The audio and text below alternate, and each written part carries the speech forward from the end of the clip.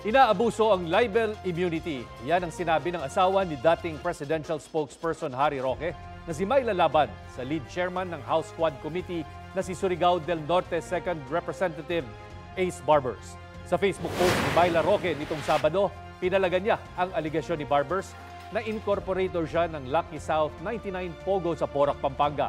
Wala raw dokumentong magpapatunay nito. Git din ni Mrs. Roque, bumiyahe siya pa Singapore para sa medical treatment na karapatan niya.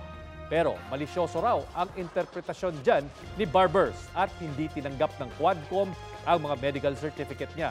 Nitong Huwebes, naglabas ng show cause order ang Quadcom laban kay Myla Roque dahil sa hindi niya pagsipot sa pagdinig.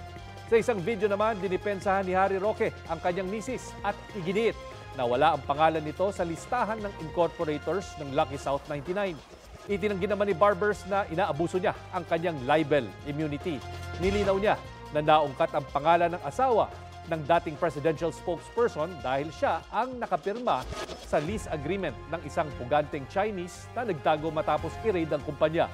Kaugnay naman sa pagpapagamot ni Mrs. Roque sa Singapore, sinabi ni Barbers na mga resulta lang sa diagnostic laboratory ang isinimutin niya at walang ibang detalye tungkol sa kanyang kalusugan.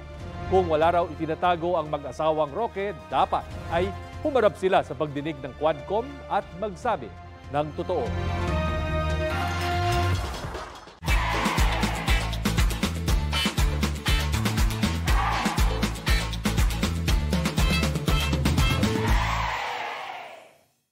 Kapuso, alamin ang maiinit na balita. Bisitahin at mag-subscribe sa GMA Integrated News sa YouTube.